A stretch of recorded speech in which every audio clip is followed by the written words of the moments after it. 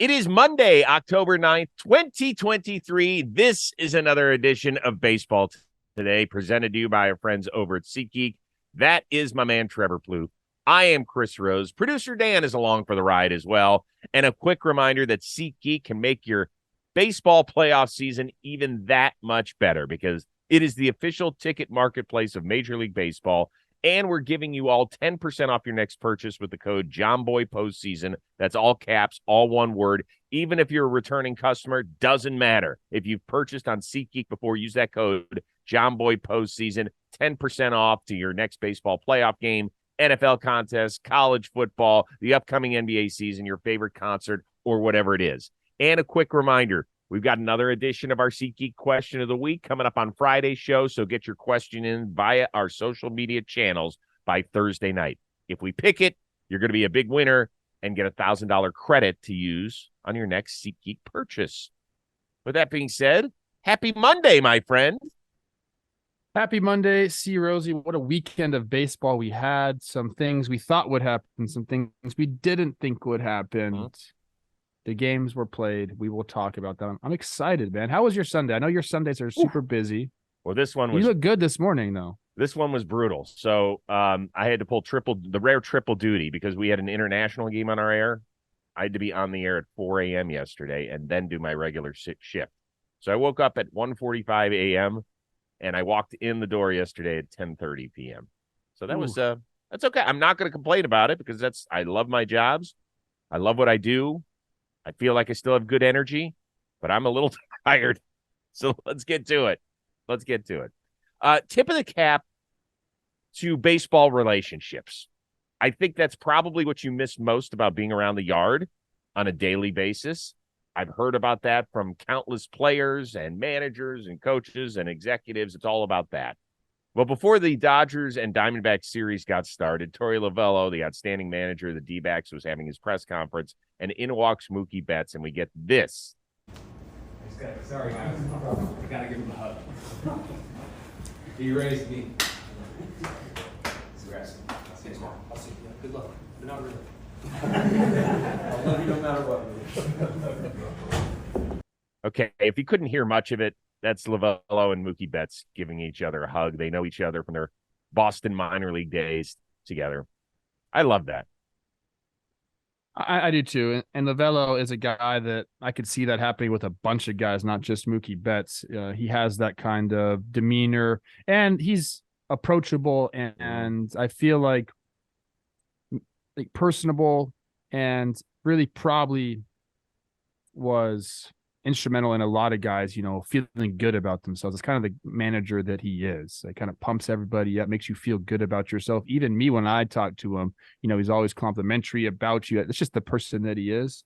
But I love on the other side of it too, Mookie, like paying homage almost, like showing some respect. Like this guy, like even though he's the manager on the team we're going against, this guy helped me out so much. And it is those relationships that you build.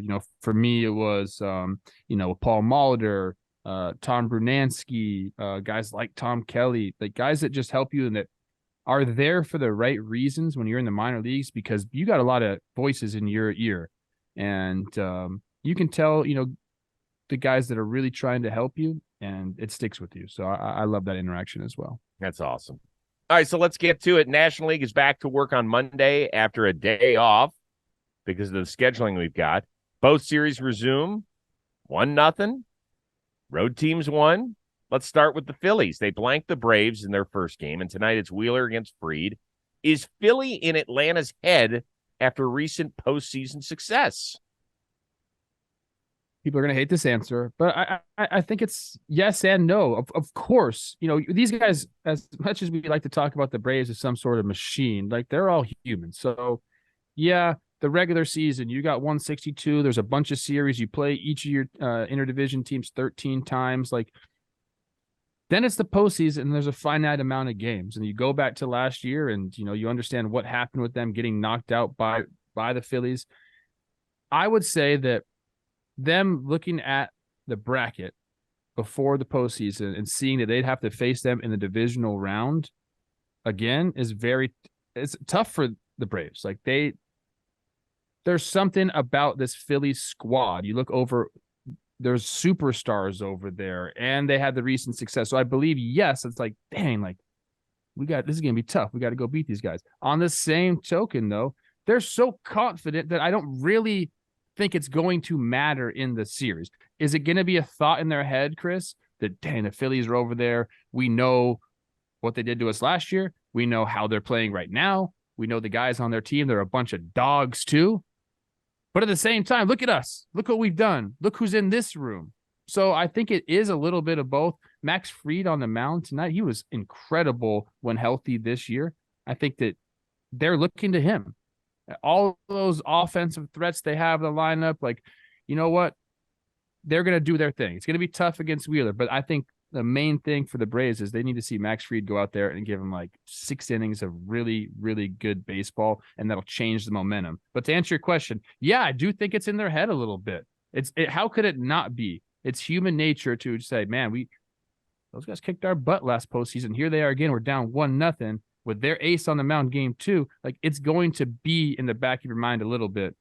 But as baseball players, you can quickly axe that out. You've been trained your entire career to get those negative thoughts out of your head and have that confidence. You know how I do things. They're feeling the same way there in Atlanta. I don't think that's where it is. Because the Braves were this close to maybe winning that game the other night, right? What's the play of the game? The Trey Turner double play on Ozzie Albies. That didn't happen because Philly's in Atlanta's head. That happened because Trey Turner's a baller. And Phillies got him all over the place. Now, I think if you were to go ask the Philadelphia Phillies, how shocked are they that they finished 8 miles back in the NL East standings behind Atlanta?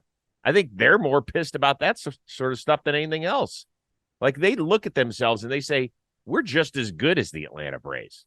Sure. Like, I think they honestly believe that.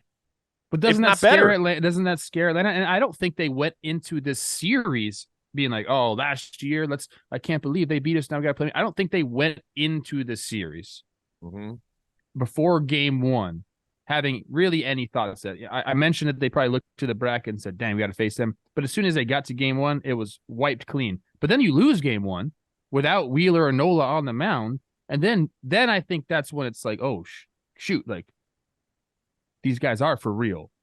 Yeah, but I don't think that has to do with the Phillies uniform as much as the guys that are inside of the Phillies uniform. Like, well, that's what I'm talking about. I don't think it's like the Phillies brand they're scared of. I think it's you look over and you see Trey Turner and Bryce Harper and JT Realmuto and those 2 horses that you got games 2 and game 3. And I think that you start to understand we have to play up to our potential, up to like what Braves baseball is. We have to play that, or these guys are going to beat us. We can't give an 80% effort, because if we do that, they're going to win. Like, we have to go out there. If you're talking about the Braves now, we have to go out there and play our best game. I guess the question is, if Miami had upset Philly in round 1, would Atlanta feel differently about the series? Yeah. Yes. I believe so. Once you start the game, though, all those thoughts go away. Mm-hmm. All those thoughts go away. You're focused on pitch by pitch. Mm-hmm. But, like, yeah, they would be thinking about the series way differently if they're facing the Marlins and the Phillies, 100%. Phillies in pretty good spot, obviously, with Wheeler going now in game 2.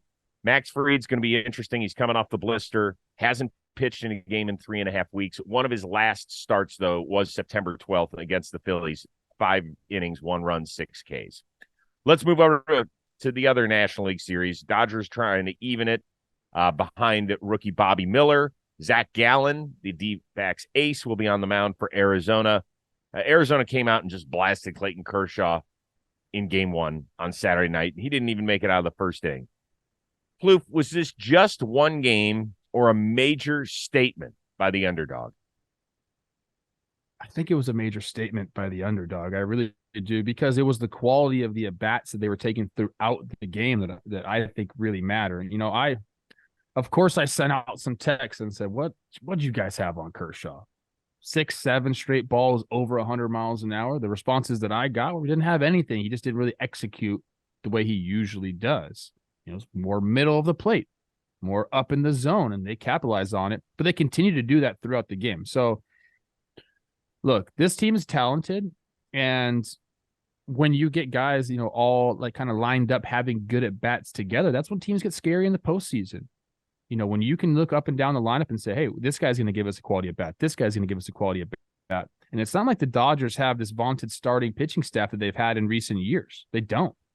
Like, it's not like you have Buehler, Gonsolin, May, coming, and Urias for that matter, coming up behind Kershaw.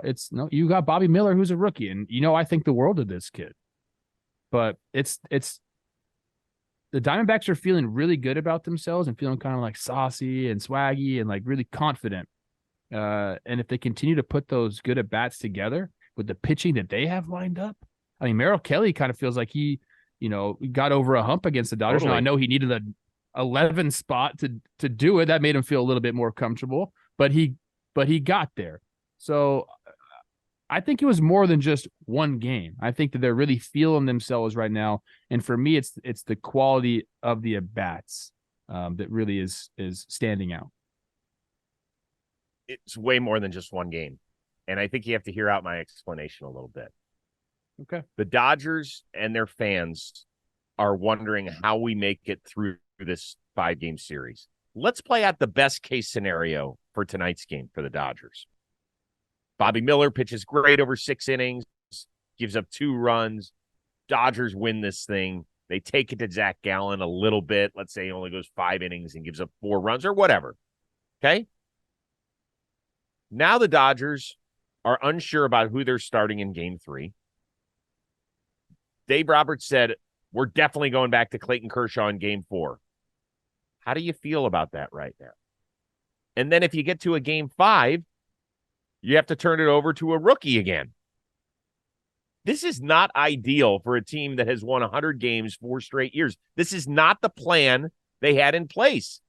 It's just not. It is not.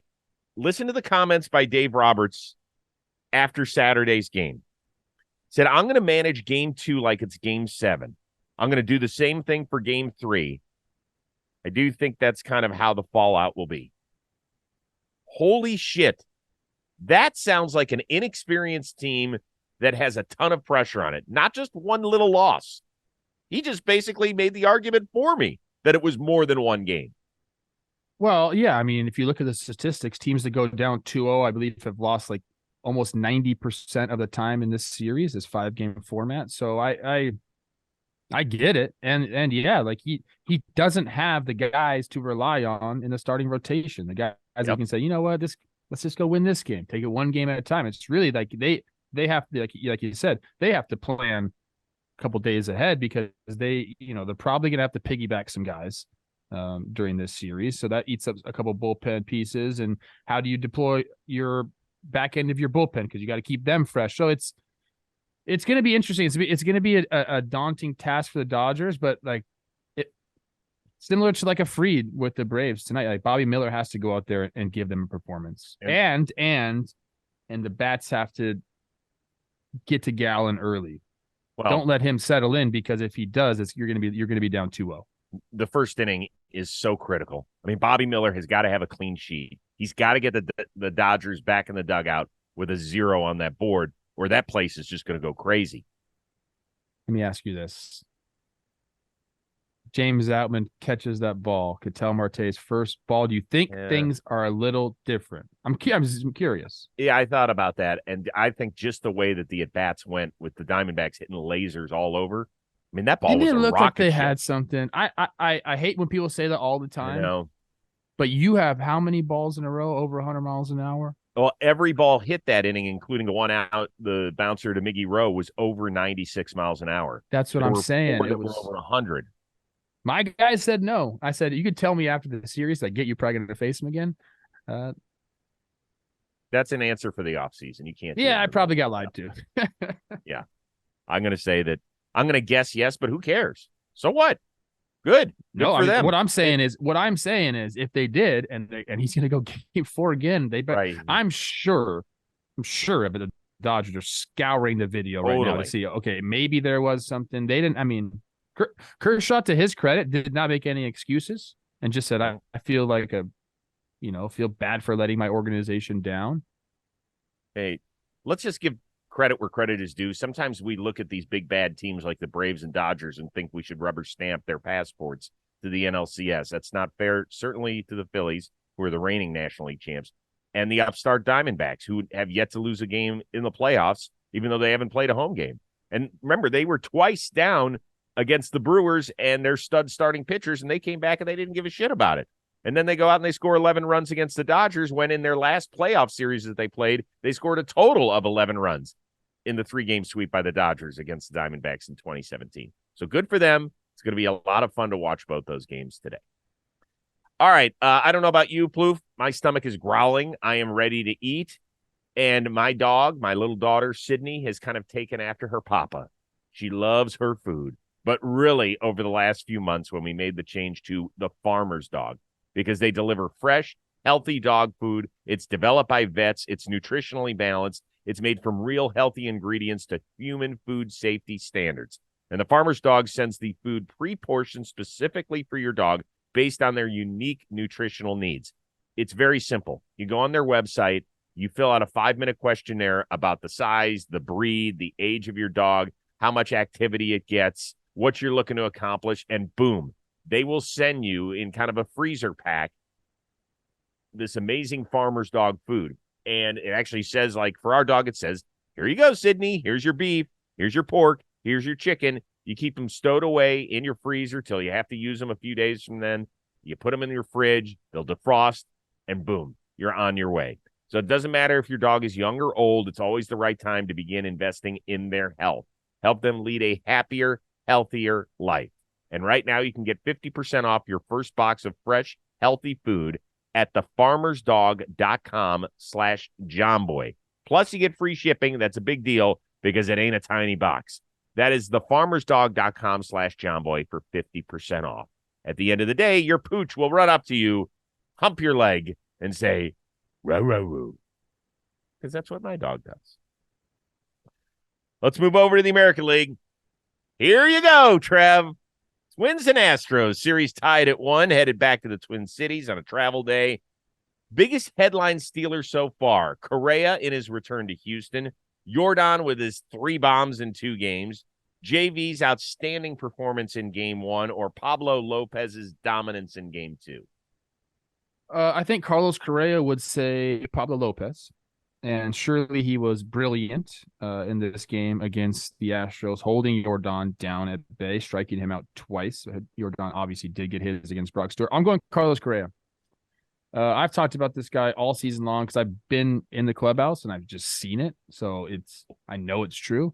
He's had the biggest impact on that team or more of an impact on the team than any player on the roster, even Royce Lewis, even Pablo Lopez, because how steady he is.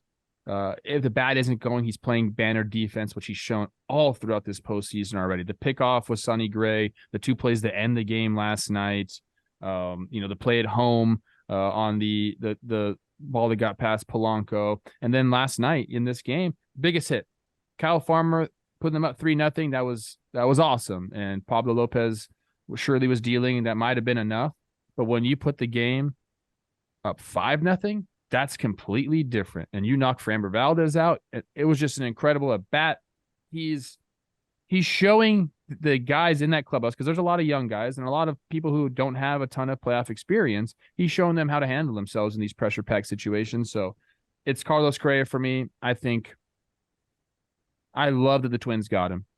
We talked about it in the preseason. I think it totally saved the organization from being kind of like in a weird spot where, what are we going to do? Who's going to come in and lead this team? He's going to be the leader for years to come. And he's got a nice young core that he can help mold and really, really turn into quality big leaguers. So it's Carlos Correa for me. So Pablo Lopez saved the Twins season last night, and in fact may have tipped the series in favor of Minnesota, with Sonny Gray now going in Game 3. And if this thing goes the distance, then Pablo will be in line to start on Friday back in Houston. But you are right about Carlos Correa. You don't need my words to explain it. How about Chas McCormick over in the Astros clubhouse, who said of Correa, He was awesome tonight, but we have to pitch him a little bit better, make sure he's not taking control of the game. That's what he wants to do. Take control of the game and put it in his pace. I've seen him play like this before, and we have to put a stop to it. You never hear baseball players talk about somebody else controlling the pace of a game. That sounds like a point guard. I mean, that sounds like a quarterback running an offense, not a freaking guy who comes up to the plate 4 or 5 times in a game. They know over in that Astros clubhouse what he can do because he has rallied those guys before. And by the way, Correa did admit after yesterday's game that, yeah, it probably means a little bit more that it's coming against my boys over there, guys I've had so much success with. But you don't think he's still a little pissed off that the Astros ownership would rather extend Altuve a second time, give Bregman his $100 million, make sure that everybody else is taken care of, but not the young guy who was still in his prime when he became a free agent. I know Jeremy Pena has worked out just fine for them, but I if I'm running the Astros, I would have kept every single one of those guys locked up. I know it's going to be hard to continue to do it with Kyle Tucker on the horizon. But shoot, man. I mean, think about, I would love to have the Astros would love to have George Springer out there, maybe patrolling left field.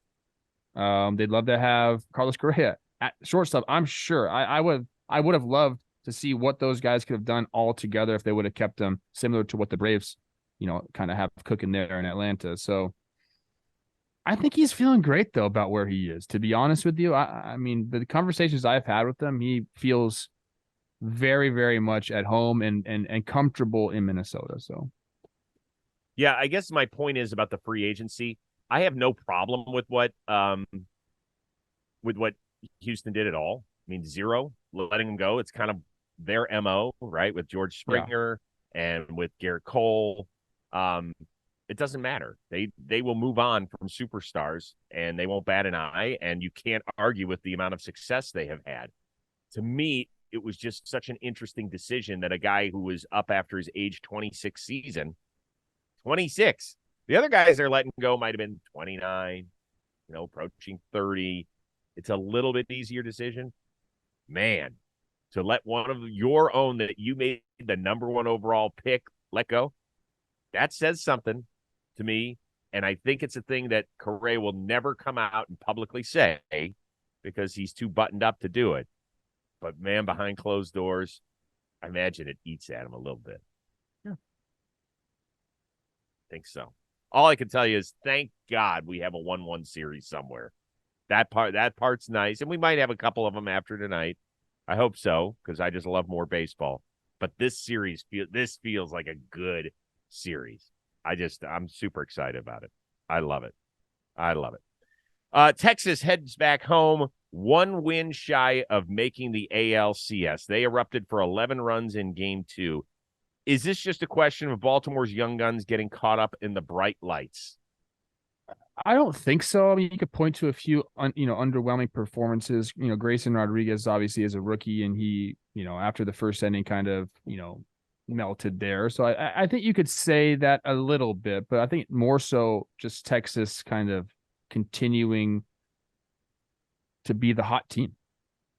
The bats we know are going to be there, especially, in these longer series. You're going to have offensive explosions from this team because that's just kind of what they do. I mean, go look at their lineup up and down, especially with the addition of Evan Carter, just to continuously lengthen that lineup. I think that's something that needs to be talked about.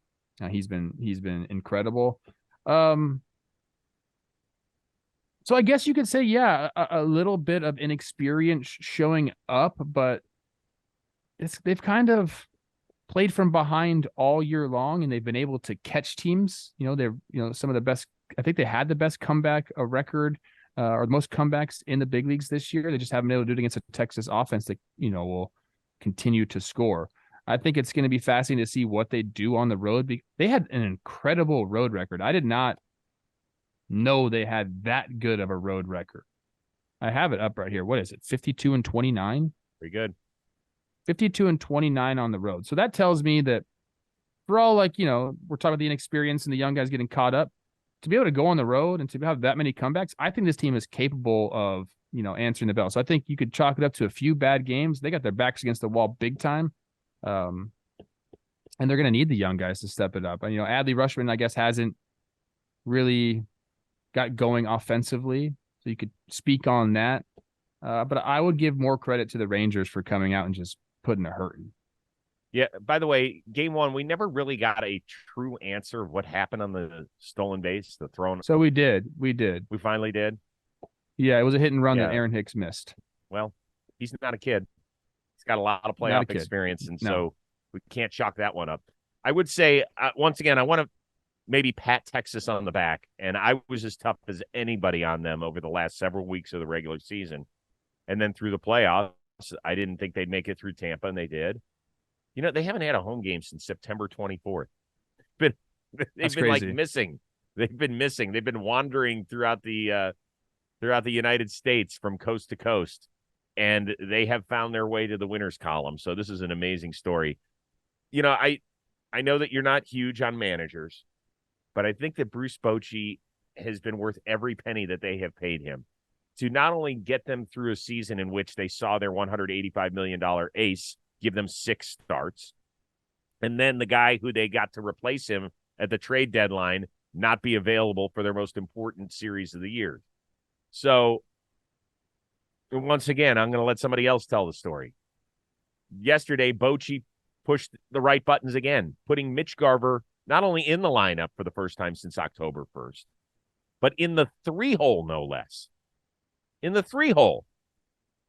So, Garver said afterward, it's kind of hard to read the emotion on Bochy because sometimes it looks like he's folded up in a lawn chair sitting there watching the game. Yes, we trust his decisions and the way he manages the game. Like when you look and you see that your fearless leader is like, we're going to be fine. I imagine that just lets you play baseball, right? Yeah, of course. So he's the steadiness that Bruce Bochy provides is, it permeates throughout the clubhouse, no doubt. I think it's hilarious what he's done with the 3-hole in his lineups. I mean, it's been Robbie Grossman and then Mitch Garver. And I'm not taking anything away from those guys. They're very good big league hitters. But 3-hole, backing up Corey Seager, it's interesting to say the least. But Garver put that swing on that ball. That was nice, man. Yeah, our friend Britt Giroli writes over at The Athletic and does an amazing job, says if you're going to look at it from the Orioles standpoint, this was a time in terms of missed opportunity to get somebody in here at the trade deadline time. Don't tell Oriole fans that. I know that. Do not tell Oriole fans they needed starting pitching. Well, right? You turn the ball over, much like the Dodgers are doing today. The Orioles did it in game 2. They turned it over to Grayson Rodriguez, who was fantastic down the stretch, but still has fewer than 25 big league starts. So now you're giving the ball in the most important game of the year, and he can't make it out of the second inning, and the team as a whole walks 11 batters. That's a problem. The 2 guys you did bring in, Jack Flaherty is now unfortunately a mop-up reliever for them, and Fuji didn't even make the playoff roster. They might, if they end up losing this and don't get a game at all, it's going to be an amazing job by Michael Elias, who might win Executive of the Year, and Brandon Hyde is going to win the Manager of the Year. And they're going to sit there and say, damn, I hope we didn't miss an opportunity. She makes a bunch of good points in that column. If you have a subscription or have the ability to read it, go do it. So day off for the American League. All right, last thing before we get out of here. Saturday, we had 2 big-name baseball celebs celebrating birthdays. You had Mookie Betts walking into Dodger Stadium. He almost blended in. There's a great area en route to the Dodgers locker room where they have all the gold gloves. So he almost blended in perfectly with his outfit, which was stunning. And then you had Longo. By the way, Mookie turned 31. Longo turned 38, and he showed up to game 1 wearing a Luis Gonzalez throwback D-backs jersey. Better pregame fit in LA. Oh, those are both good. I don't know. I mean, maybe I could pull the Mookie outfit off. You could. Totally. I don't know if I could. Yes. Actually, to be yes, honest. you could. You could. Okay, thanks, bro. You have enough swag. I like them both, but I'm gonna go with like the throwback paying homage jersey. I'm into it, dude. I think that's really cool. Pablo Lopez is the same thing with Johan Santana. Mm-hmm. Longo gets it. I think it's just it's really cool to do that, to, you know, point to the past and kind of draw from that inspiration. Obviously, everyone should know what Luis Gonzalez did for the Diamondbacks. So I'll go with Longo. Yeah. You know what? I think that'll be a question on one day's show. If you were playing in a playoff series for your favorite team, whose throwback would you wear? Oh, Kirby Puckett. Good one. I Not like even that. no doubt. I would summon my inner Kirby Puckett. Yeah. I've got a red Frank Robinson Cleveland jersey from when he was the player manager in the mid-'70s. That's great. That's great. It'd either be for me Kirby Puckett or Jamie Carroll. I would do one of those. Jamie Carroll. Because I'll tell you why. If I was feeling like bang and I was feeling good, Kirby Puckett. If I was like, I need to get in my grind mode, gritty utility infielder mode, Jamie Carroll. And if I had to pick my favorite player from Cleveland when I was growing up, I would wear a Dwayne Kuiper jersey. Yeah. There you go. All right. Don't forget to get your SeatGeek question in the week in by Thursday night. Once again, we're going to give away $1,000 in SeatGeek credit if we use your question on Friday's show. We had a great one last week, so make sure you do your due diligence, do your homework, kiddies, and enjoy the 2 National League series. We'll be breaking them down on Tuesday's show, get you all set for Game 3 in the ALDSs as well. For our one-of-a-kind producer, Dan Rourke, and the uber-talented Trevor Plouffe, I am Chris Rose. We will see you Tuesday on Baseball Today.